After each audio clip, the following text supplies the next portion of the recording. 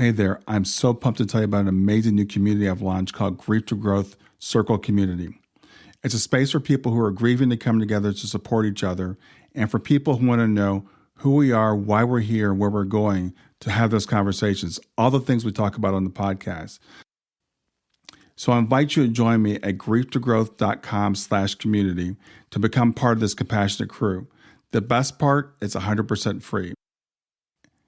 And you have access to me in addition to everybody else in the community. In fact, the podcast will be there so you can talk about the things we talk about in the podcast right there in the community. There's also some premium content if you want to go deeper in the work I'm doing, but mostly it's about building relationships and community and about sharing resources and supporting each other. So come on over and check it out. It's grieftogrowth.com/community. I'll see you inside. Close your eyes and imagine. What if the things in life that cause us the greatest pain, the things that bring us grief, are challenges? Challenges designed to help us grow, to ultimately become what we were always meant to be.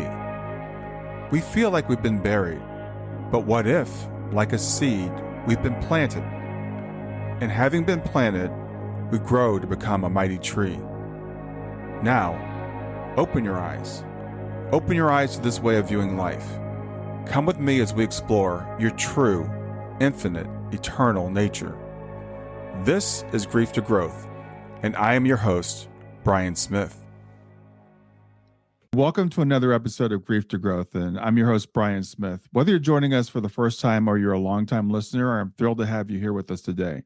Here on Grief to Growth, we explore life's toughest challenges. We strive to understand who we are, where we came from, why we're here, and where we're going.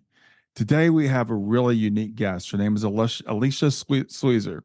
Alicia defies conventional labels, seamlessly blending her background as a wildlife biologist, specializing in endangered species, with her intuitive abilities as a scientific psychic. As an animal communicator and medium, she bridges the gap between humans and their animal companions, offering insights that can transform lives. Alicia's journey is nothing short of inspirational. She's overcome significant adversity, including skepticism about her career, the aftermath of multiple traumatic brain injuries, and the profound impact of narcissistic abuse. And through these challenges, she's emerged as a beacon of resilience and empowerment. In her work as an intuitive life coach, mentor, psychic, and a two-time best-selling author, Alicia helps others discover their authentic selves and unlock their true potential. Today, we're going to explore surprising ways our animal companions can impact our health, how animal communication can enhance happiness and well-being, and how our energy and mood can influence our pets. We'll also delve into choosing the right animal communicator to bring peace and clarity to your home. So by the end of this episode, you should gain valuable insights into how Alicia's unique approach can foster healing and fulfilling relationships with your animal companions. To continue the conversation and connect with others in our community, visit grieftogrowth.com/community. And if you're watching this on YouTube, make sure that you subscribe. Thanks for being here, Alicia, and welcome to Grief to Growth. Thank you so much, Brian, for having me. I am super, super honored and excited to be here. Yeah, I'm really excited to talk to you as well. I always love talking to my intuitive friends, my medium friends, but animal communicators are very special. And we talked earlier, we have a connection. You interned at the Cincinnati Zoo where my daughter Shayna interned actually the summer before her passing. So we've got that in common. So tell me how you got into animal communication.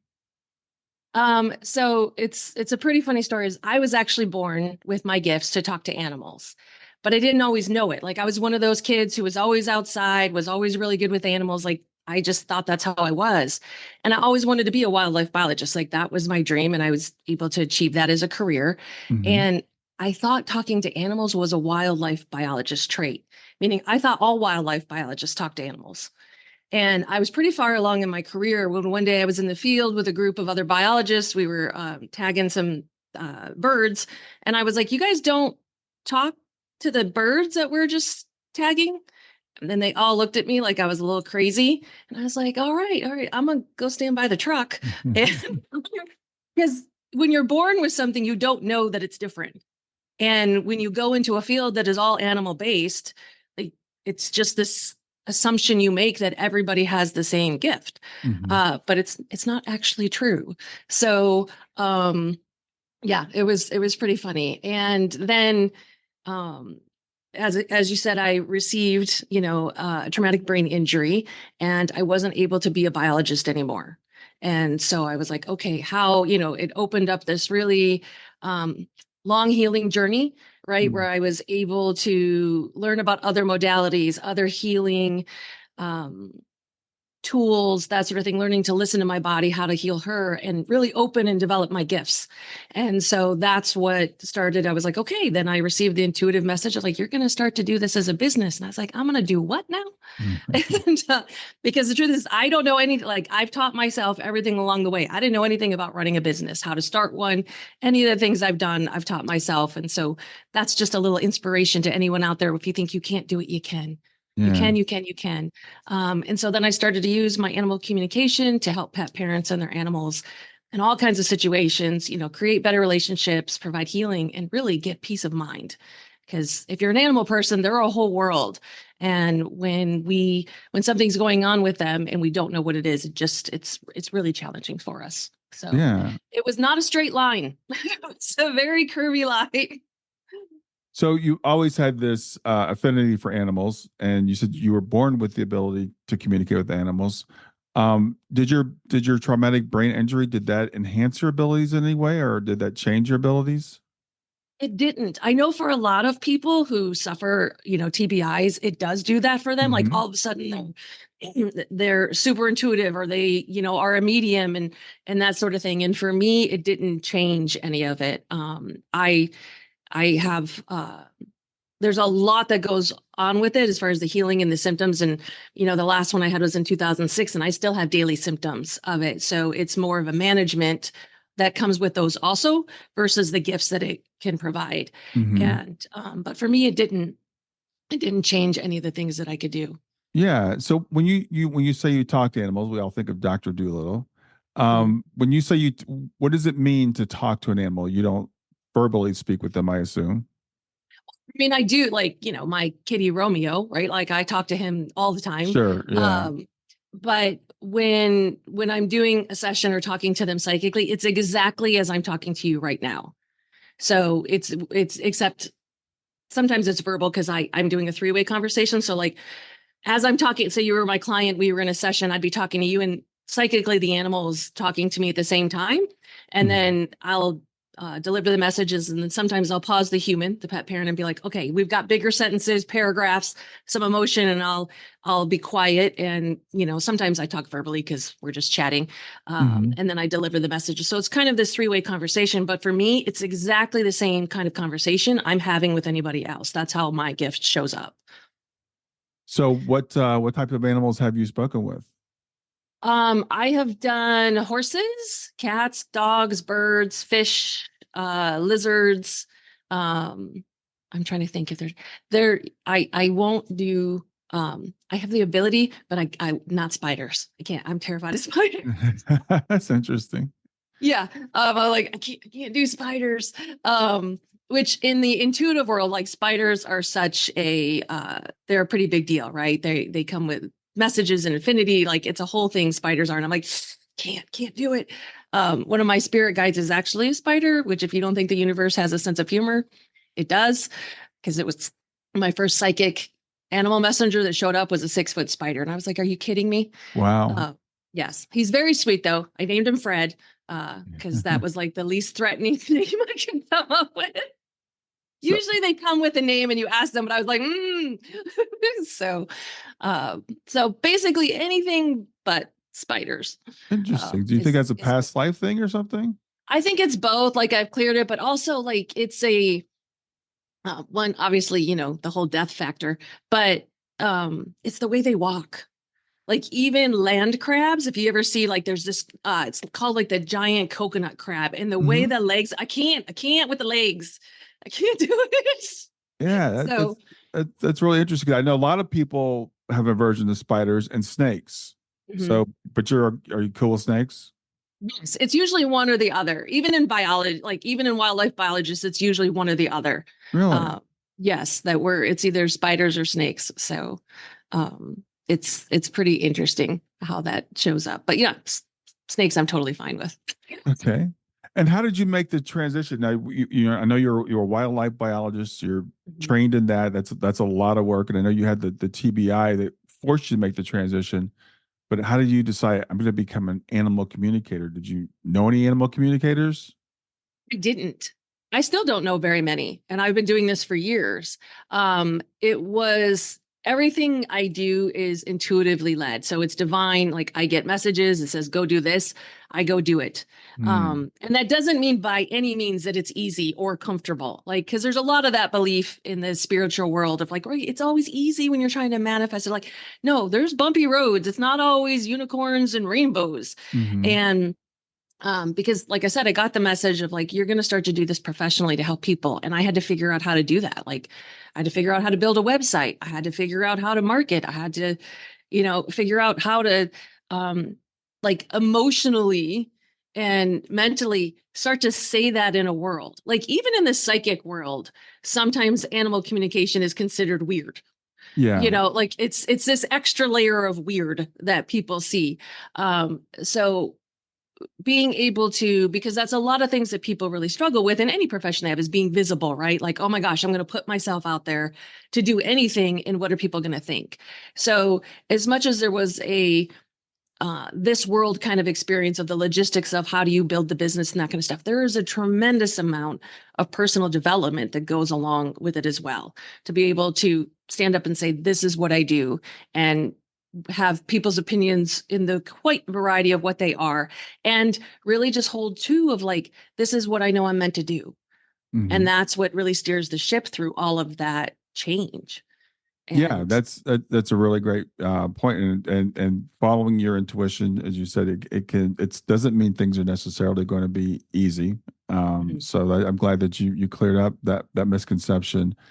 And it's funny because as we're talking, I was just thinking, just like a week or two ago, I saw a headline come across to say, scientists now believe that animals may have consciousness. And I'm like, okay, these scientists are pretty slow, aren't they? Uh, how do you possibly think that animals don't have consciousness? Yeah, it's well, humans really believe that they're at the top of the pyramid, right? And that we're the only species that can be sentient, meaning like that we're conscious, we know who we are. They don't believe other species have that. And that's just human arrogance and human ego, right? Like we know that. Right. And I agree, they're very far behind. I have a copy of a National Geographic I picked up probably a year or two ago, and it was talking about scientists who had done all these studies to determine intelligence among animals. And the one of the things, the challenge is that we're comparing animal intelligence to human intelligence, Right. right? Like we're setting going, oh, well, these are the standards. Well, there's a lot of stuff that animals do that humans don't have any ability to do. And it's funny, I just had a third book come out. It's called Pause and Purpose. It's a collaborative animal stories book. So you can get on Amazon. Anyone wants it. All the proceeds go to charity. But that's Mhm. how I ended my chapter in it, where I was like, if you think the humans are the smartest, species on the planet, I can tell you that's not true. Have you ever tried to build a bird's nest with just your mouth? Like Right. the geometry of what animals can create, humans can't reproduce. Yeah, So I'm really glad that you said that because I kind of said the same thing because someone made a comment. Well, crows can count up to four or something, and I'm like, well, that's impressive. That's really cool. But animals do things every day that we have no clue about. Going back to spiders, I had a spider that would build a web on my deck every night, and then every day, every morning, it would tear it down, and the next day it would build it again. And just watching a spider build a web, there's something going on there that we have no clue about. yeah. Stay with us. We'll be right back. Hey there, I'm testing out a new feature. I'd love to get your feedback on it. It's called Fan Mail, and you can send me a message right from the show notes of the podcast. So look for the link that says send me a text. You can ask a question for a future podcast. You can suggest a guest or just give me any feedback you want. Just remember, it is one way. I can't text you back, and I will not have your name, your email address, or your phone number unless you include it in the message. Let me know what you think.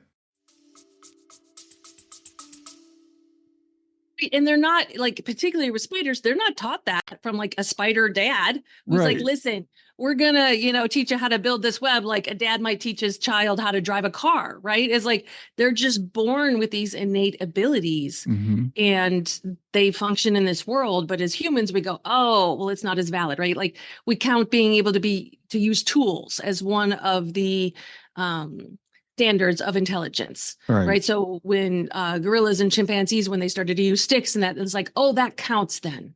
That counts as being intelligent.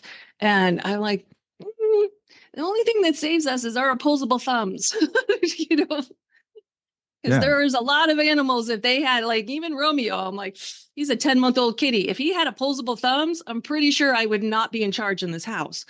Yeah, So, that's another really good point. So when it comes to our animal companions, in what ways do they influence us that people might not be aware of? oh gosh, so many ways. Okay. My brain just went like 9,000 places and I was like, so one, they have this healing ability of just with the hustle and bustle of our world and how it's getting faster and more, disconnected with technology. When we're around an animal, our body changes. So like if, like they've done the studies, right? Because it's gotta be that scientific part of like, we have to. When you pet a cat, your heartbeat slows down, your blood pressure goes down, this kind of thing, that it changes that. And as well as like they bring so much joy, right? Like whether you're a dog person, cat person, a horse person, like when you go home or you go to the barn, there's just your what happens to your body just changes when you're in their presence. And that's the part we don't really talk about, right? Because it's quiet and we only notice the things that are loud. And there's so much that goes on in the quiet of this world that just goes unnoticed. And it really, really changes things that we don't even recognize, where we're like, oh, okay. And that's one of the things, energetically, like I teach my clients or that I talk about is, our energy affects our animals as well, just like their energy affects us. And if we're not paying attention to that sort of thing, the relationship we have with them can be totally different than what we want it to be. And experiences we have. Because like one of the questions I get asked all the time is like, how does my animal know that we're going to the vet? Like, I don't even have the carrier out yet and they're hiding under the bed. Yeah. And so I teach them, like I walk them through this exercise of like, okay, take a deep breath. Now I want you to think about taking your animal to the vet and then notice what happens in your body. A lot of them get tense. Well, your animal felt that, because for animals, the universal, for everyone, but humans have kind of don't pay attention to the level, but energy is the universal language. So animal behavior is based on energy, because everyone, he's like, oh, you track the animal behavior, right? But if we go deeper and we say it's the energy that actually dictates whatever behavior they're going to have. So if they felt you get stressed, they don't exactly know that it's the vet, but they're like, ooh, something is up. I'm going to go hide. Yeah. So it's the same thing. Like if you're going to take your dog for a walk and they think of taking their dog for the walk and dog comes running in like, oh, are we going? Because they felt that like fun part, that fun energy show up in their pet parent. And so energy really dictates, even in people, but people don't pay attention as much. Energy is what dictates so many things. That's really interesting, because we always try to figure it out from I guess a rational point of view, forgetting about that there is energy. So like with our dog, she'll know if we're leaving, to go on a trip or something, and before we start packing. It's like, because she didn't see us put clothes in the suitcase. She doesn't know we're going to be gone overnight, but somehow she just seems to sense that. My wife is getting ready to take her for a walk. Before she even sees the shoes, she's like, she gets all hyper. But again, we discount that. We say, well, they must be seeing something on my face, or they're seeing the shoes or whatever. But I can tell you it happens before they see that stuff. Yep. Because the second you have the thought, the energy in your body changes. And that's what they pick up on. Yeah. Yeah. So I guess, would you say that's also similar with dogs, knowing when you're going to come home?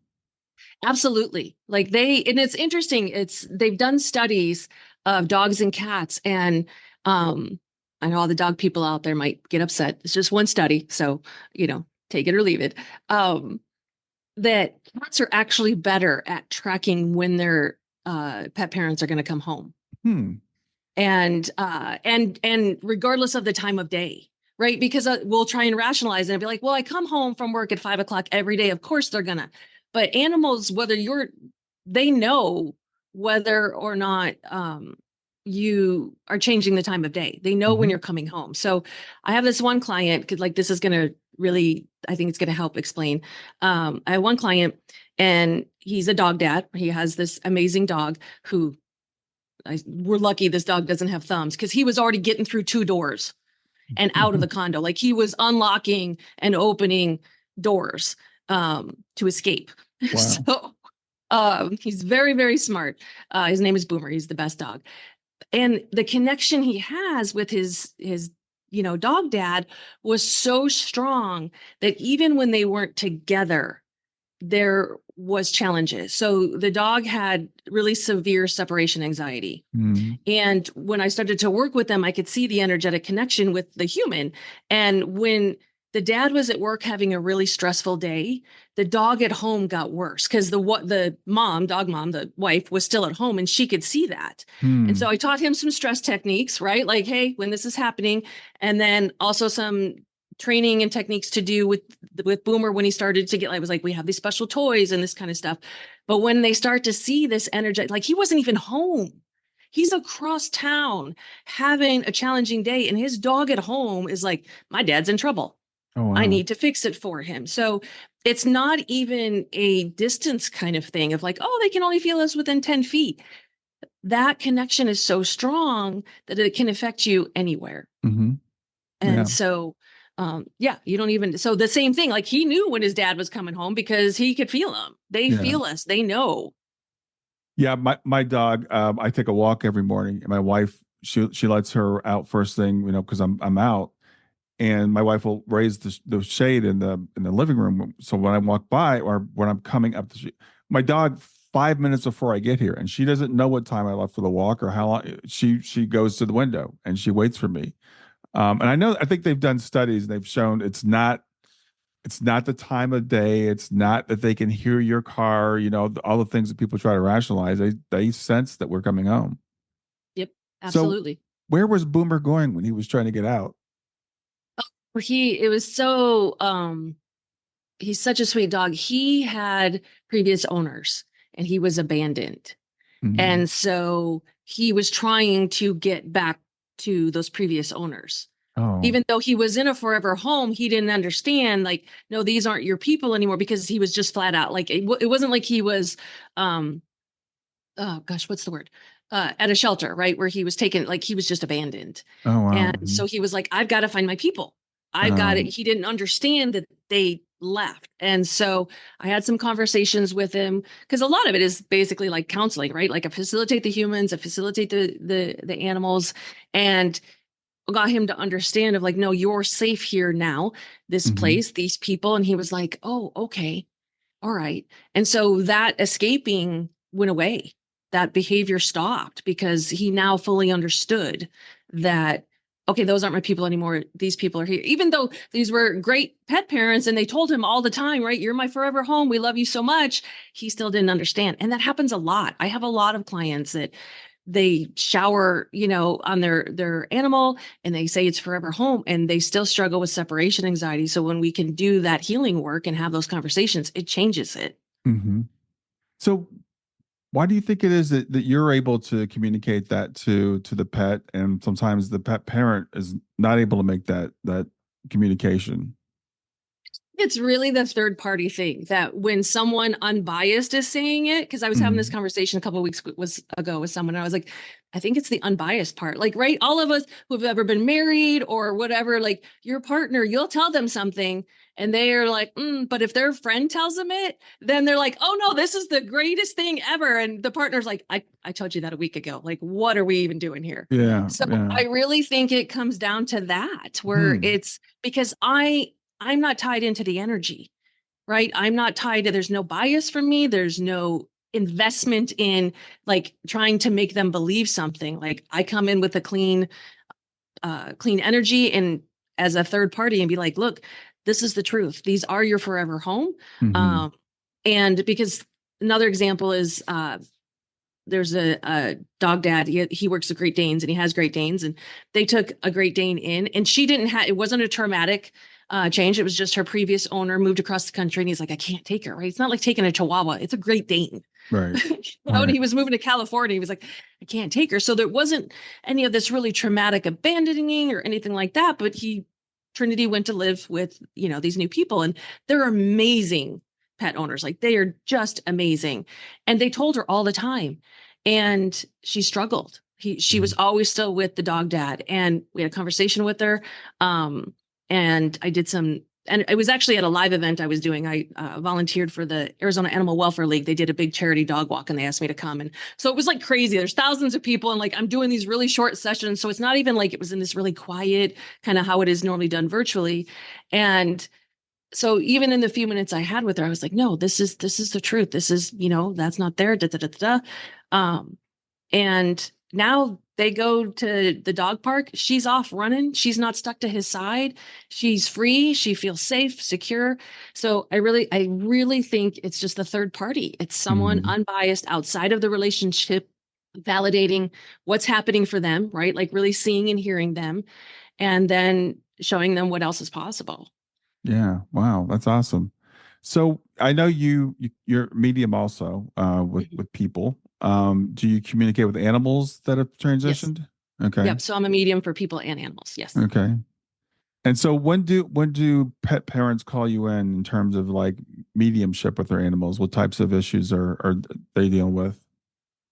Yeah, so I get a lot of like end of life transitions, but also as far as just the very direct mediumship, a lot of times we have so many questions after the fact, like, oh, was it the right time? Did I do the right thing? There's so much guilt and worry, and particularly if there was any financial challenges, right? Like you couldn't afford the treatment.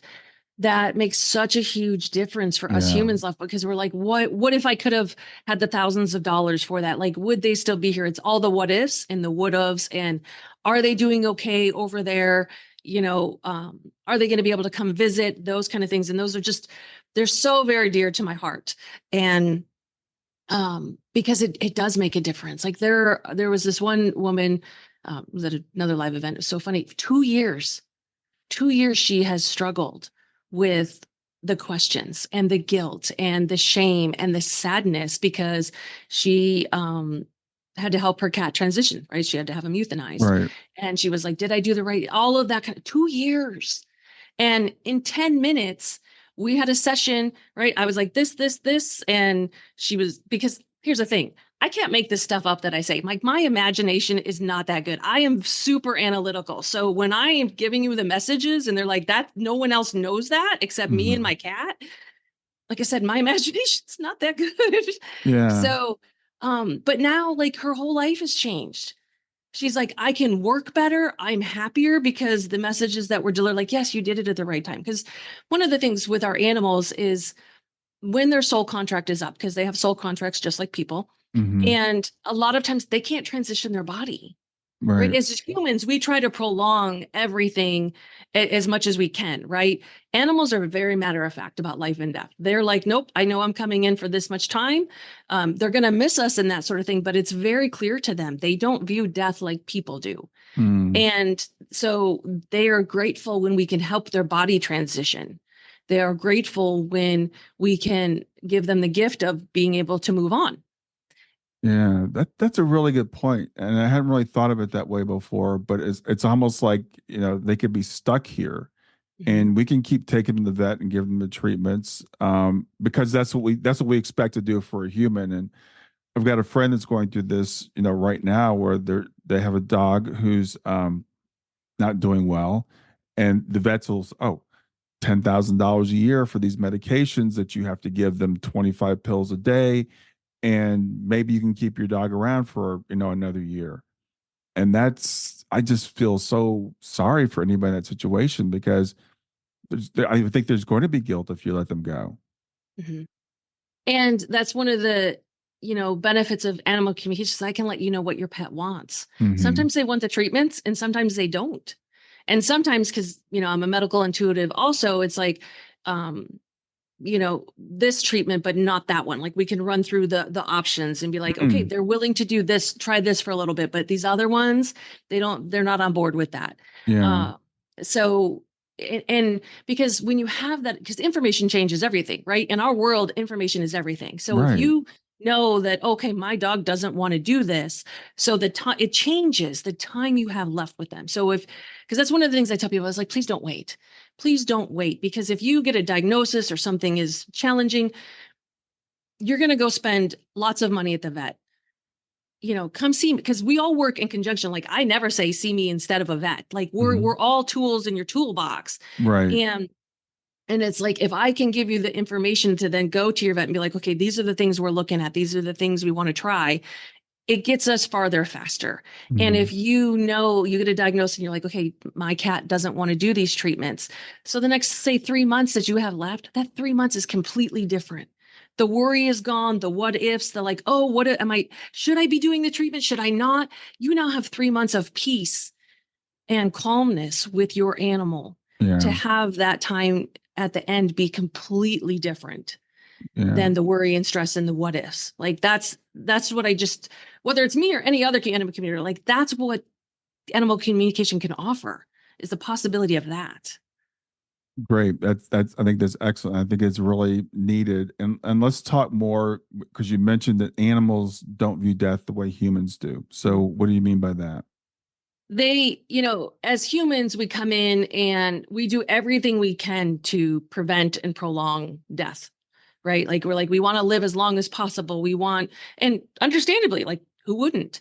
And when it gets to the end, right? Like say someone has cancer or any of these other challenges, and society says, well, you should do all the chemo, you should do all of these kind of things, you should. And when people make a different choice, they're really shunned about it. Like they receive a lot of judgment. Like I have one friend, she has breast cancer, and she and she's very natural, like she's holistic, she's super healthy with, she's vegan, all that kind of stuff. And she did all the things naturally to shrink the tumor before, and then she had the surgery, and so it's like, but she struggled with society and a lot of people's opinions, and that kind of thing of like, you should do all of these things because don't you want to live? We have this idea like we're going to live forever, right? Like this human part of us. And animals, they're just very clear. They're like, look, I know I come in with a start date and an end date, and when that end date is here, I'm going to miss you, and I love you all, and I'm gonna cross over, and I got other stuff to do. Yeah.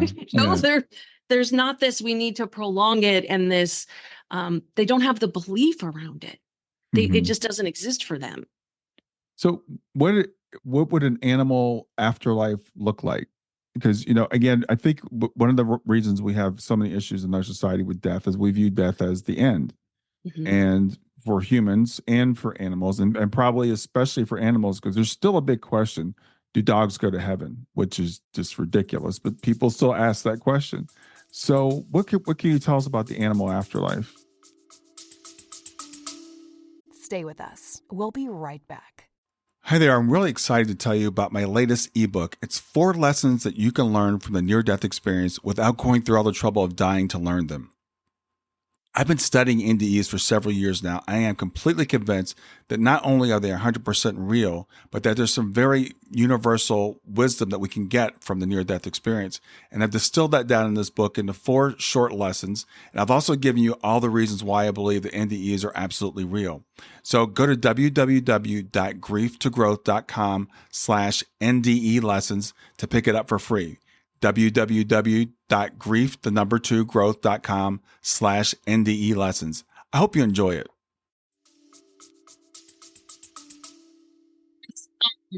It's the same, right? So how it works for people or animals is we're here, right? We're on this human plane, having this human existence.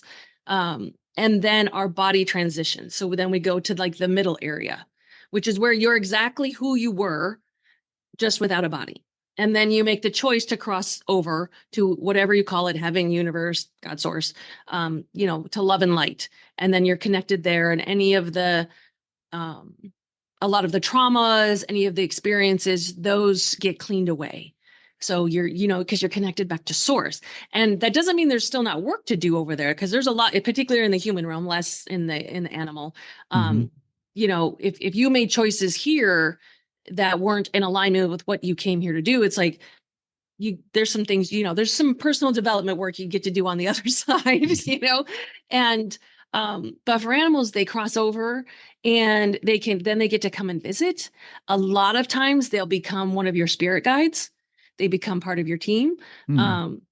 Other times they hang out for a while. Other times they reincarnate. Like, I had a friend a long time ago. We did a session with a cat she had years ago.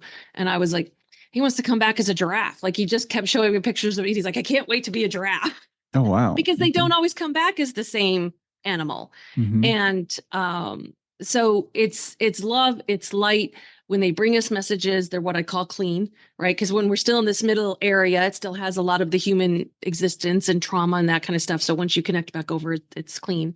And they can really be teachers for us, but they hang out just like you would think humans do. And I had a session the other day with the dog's name is Gunner, and the other two, it was funny, he was a Great Dane. The other two Great Danes they had were like hanging out watching. They're like, it's a lot of, it was like they're watching the people show, right? So they hang out and they just watch, and they're like, oh, this is what my people are going to do today. And then sometimes they go off and they do other things. Good. That's good to know. I think it can be really helpful for people, because again, we feel like sometimes we're letting them go, and they're going into the abyss. Right. And I think that also what you said earlier about like soul contracts. I mean, our life expectancy is much longer than a lot of the animals that we bring in, our cats and our dogs particularly. So they're not expecting to be here for 70 people years. Right. Yep. And they just don't have a belief around it. They don't have a judgment. They don't have a thought. Society creates so many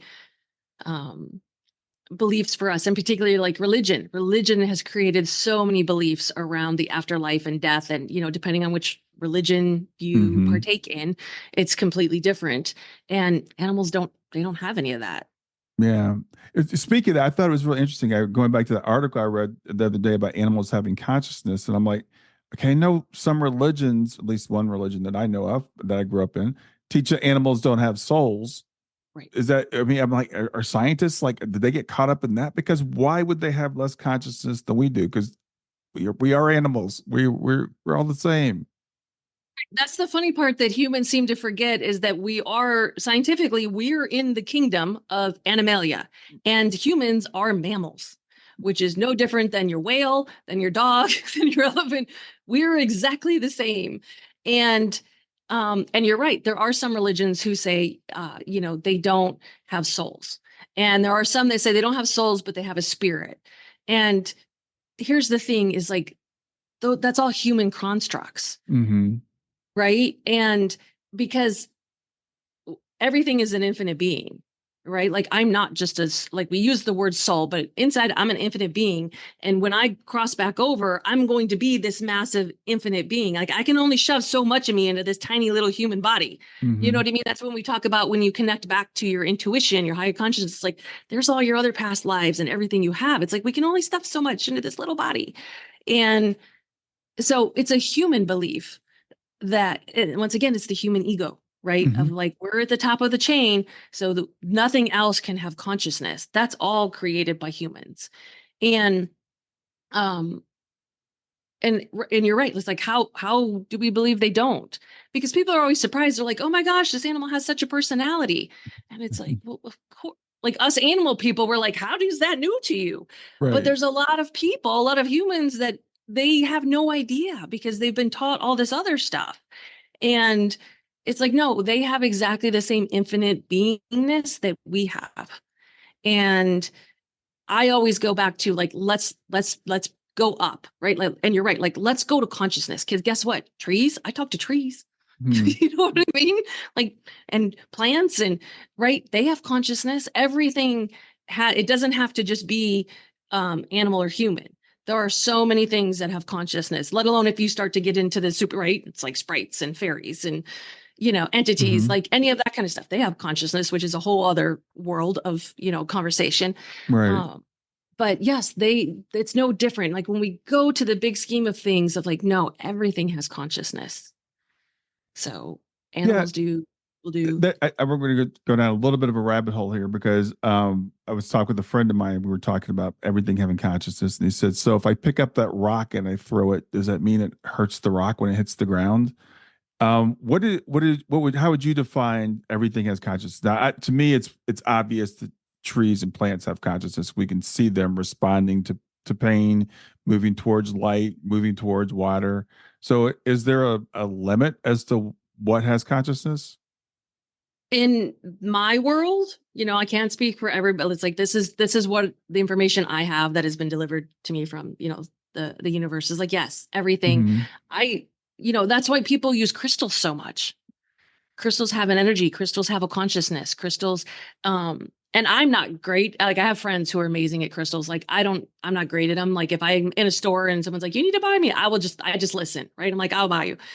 And here's the thing is like, then where I put them in my house, I don't decide that. I ask them, I'm like, where are you supposed to live? And they go, oh, I'm supposed to go over here. So like Hmm. even this morning, when we came in to do this, I went to my stuff and I was like, okay, which ones of you want to be on my desk today? Hmm. And they told me, and I brought them and I was like, okay, where do you guys want to sit? And they're like, I'm gonna be over here. I'm gonna be over here. This one's gonna be in the middle. So my desk has one, two, like five of them, Hmm. uh, additional ones versus the ones who already lay around here. Because they tell me. Yeah. And so that's not me making it up, Yeah. right? And so everything has a consciousness to it. I use candles a lot if when I'm doing my own like personal spiritual work. I have colors. I don't pick the colors. Like I get a message like you need to have a purple candle. So I'll go buy a purple candle. And then when I sit down to do my work, like the candles tell me where they're supposed to be in the room. Hmm. So that's their conscience because they're going to contribute to, what my healing in that moment. And they're telling me that's probably pretty woo woo for a lot of people, but it's the truth. That's consciousness. Well, it's interesting. I like to push limits, right? So this is a fairly new concept to me. When I think about it, though, when my girls are little, they were naming everything. They would name my car. They would name, everything. Had personality, had consciousness. And I know a lot of what we call them indigenous cultures Mhm. have realized that more and more things have consciousness, and then we have gone so far to the other extreme that we're just now coming back around to the fact that animals have consciousness. We've had pets for tens of thousands of years. We're bringing it into our homes. We're living with them, and like, oh yeah, they might be conscious. Yeah.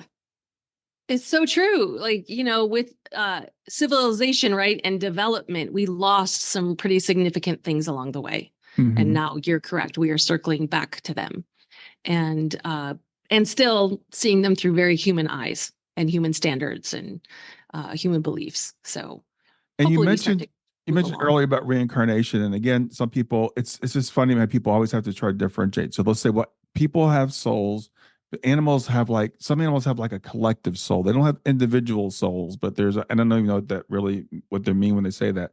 Again, they just have to draw this line. But do animals ever come back as people, or do people ever come back as animals? There is mixed uh, information on that. I don't know what the right Hmm. word is, like beliefs. There are some people that say that they do. There are others who are like, nope, they don't. I have, in my experience, I have not seen a animal come back as a person or a person come back as an animal. Mm. I have read some stories and talked to people where that's happened. It didn't go well.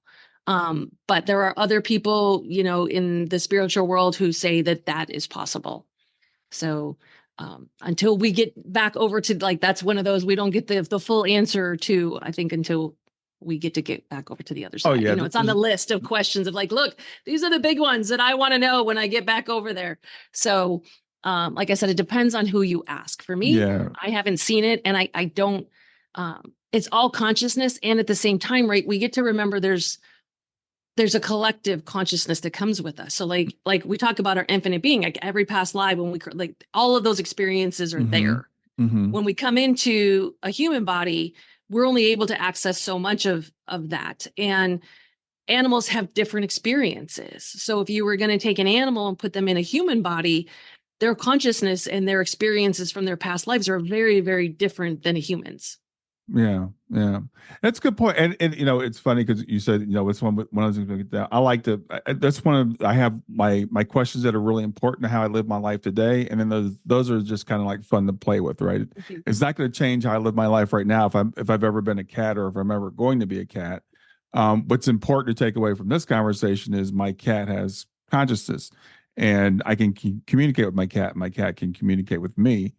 And we each have our soul, plan, and we are here together. And as the pet parent, we've got responsibilities to the animals that we bring into our homes and the animals that we interact with. So I think those are the important things to go with. We can play around with whether or not we'd ever be a cat.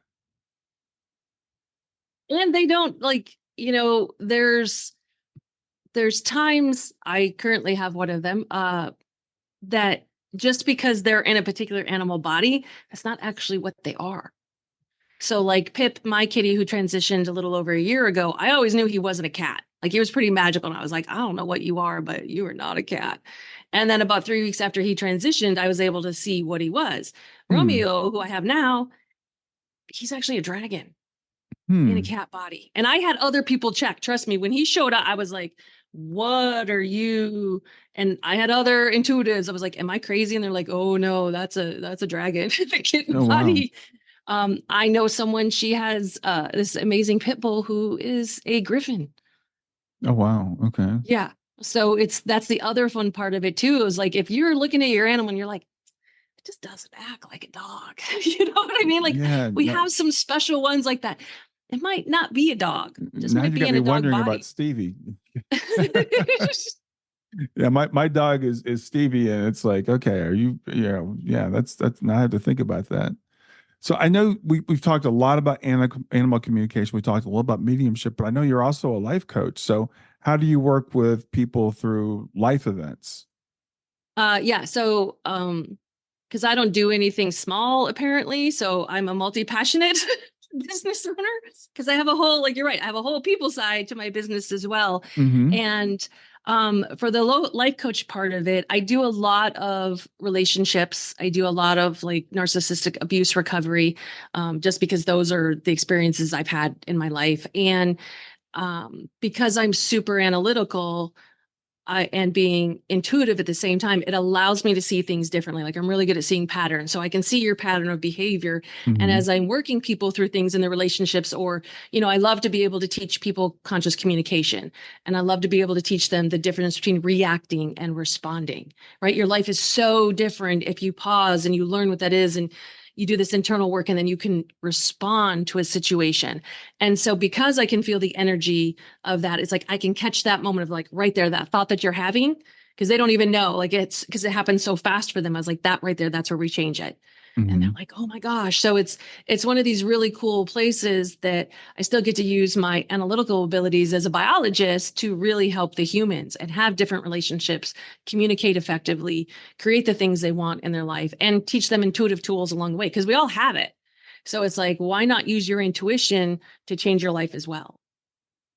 Yeah. So do you do help people use their intuitive tools or help them develop I also them? have a whole other, I also am an intuitive mentor, which is like one of my absolute favorite things, is to teach people what their gifts are and then how to use them. Whether you're clairaudient, clairvoyant, any of the clairs, it's like I teach them what that is and then how to use them in their life.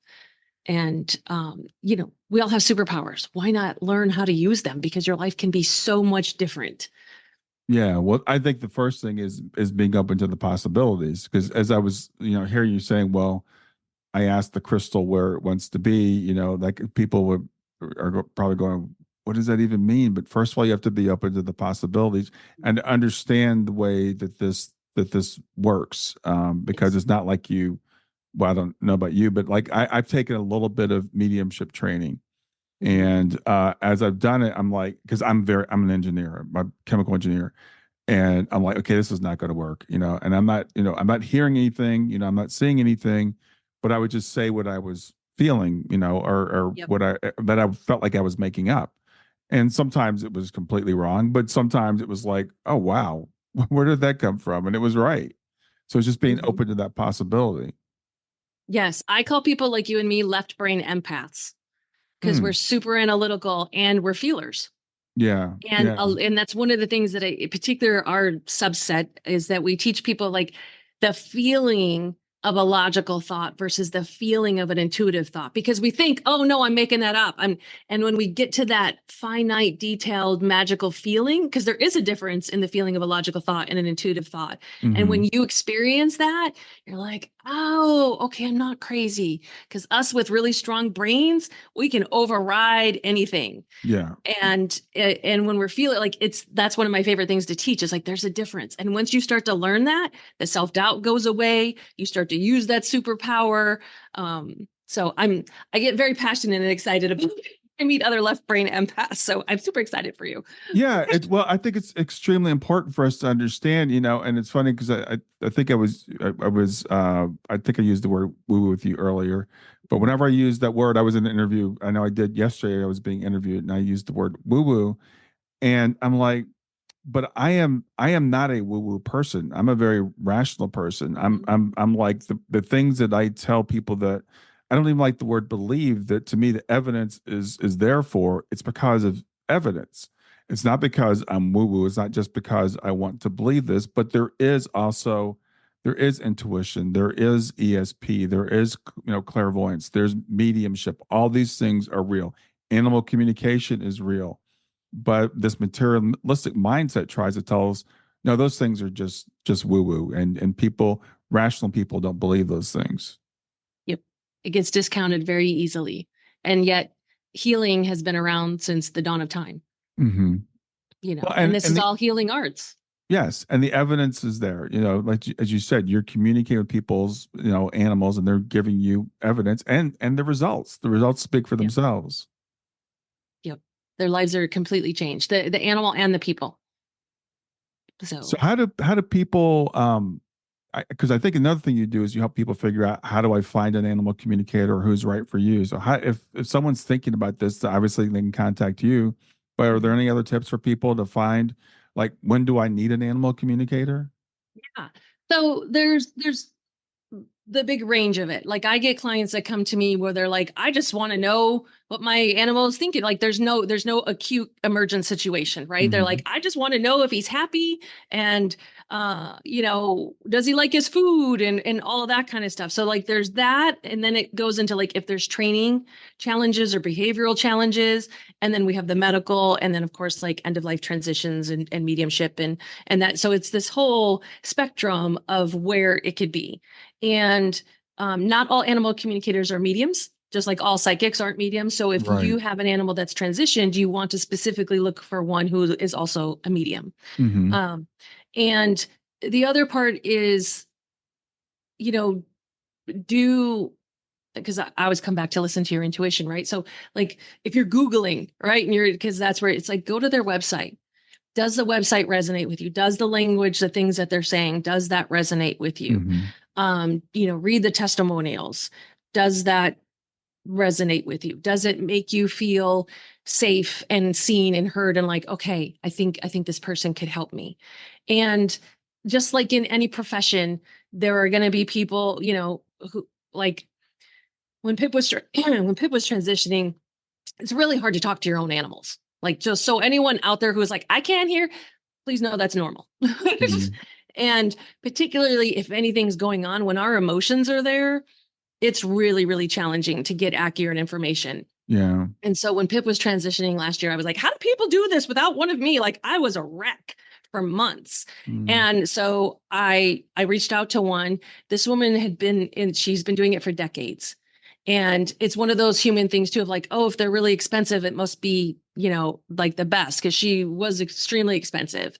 And so I booked a 30-minute session. And honestly, for me, it was horrible. Like she talked about her dog the entire time. And I had to keep redirecting her and be like, no, I have very specific questions about my cat. So just please know that in any profession, there are going to be people that are going to resonate with you, and there are going to be people that might not. Right. And so use your intuition when hiring, use your, logical mind as well as like, do they do it the way I want them to?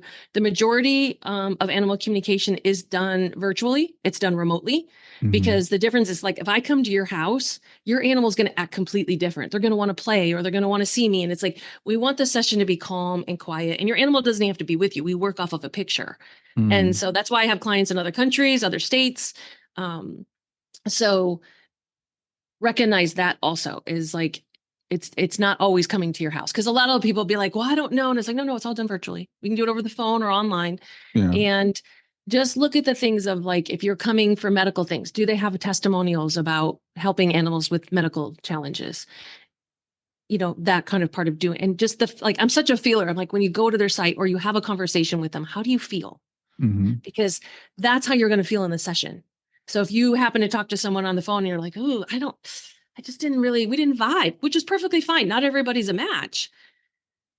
But if you're not vibing, you're not going to vibe in a session, and you've now paid for something. Yeah.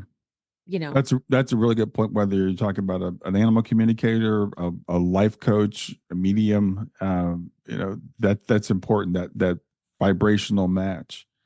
So, Alicia, we're coming to the end of our time. I want you to tell me about your books. I know you've had a couple best-selling books, and you said you have a third one that's out. Yes. So they're collaborative books. We just the second one came out in January. I'm trying to think, because I always think when I write them and you submit them to the publishers, right? And that one was called Awaken Your Magic. And so it's all transformational, intuitive stories that the publishers put together. And then I had this idea of like, why don't we do an animal book? Like there's so many people who have had an animal help them or transform their lives or that sort of thing. And so that's how they created Pause and Purpose. And like I said, all the proceeds of all these go to charity. So when you buy it on Amazon, it's not coming into my pocket. It goes to charity. And I think there's 26 stories in the Pause and Purpose book. And there's horses and cats and dogs and all kinds of things. And it's very close this one's particularly close to my heart. Yeah. Awesome. Anything that I should have asked you that I didn't? No, I think because we talked about not waiting, and that, it's done virtually, as well as like, it's one tool in your toolbox. Trainers, that's animal communicators, like, build a toolbox that can help you support your animal. No, I think this has been a fabulous conversation. I think we talked about so many things. Great. Well, let people know where they can reach out and find you. Yes. So Who Knew Healing is the name of my business. So please visit the show notes, whoknewhealing.com, or you can Google my name. I'm sure it's out there. And there's lots of information on my website as well for all kinds of things. There's a blog, and I had a podcast for 1.5 years, and it's basically like mini classes. So if you want to learn your intuition, if you want to learn relationship stuff, if you want to learn behavioral stuff, you want to learn animal stuff, it's all on there. So please, I made those for free. So please use them. Nice. Well, Alicia, it's been a pleasure getting to know you today. Thanks so much for what you're doing. This has been such a joy, Brian. Thank you so much for having me here. And thank you for everything that you contribute to this world as well.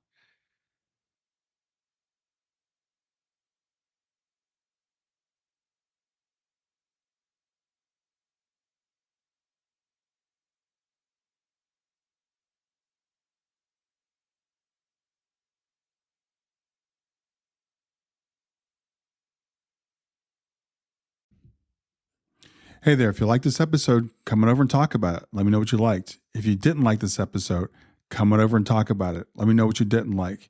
Go to grieftogrowth.com/community and look for Talk About the Podcast. I'll see you there.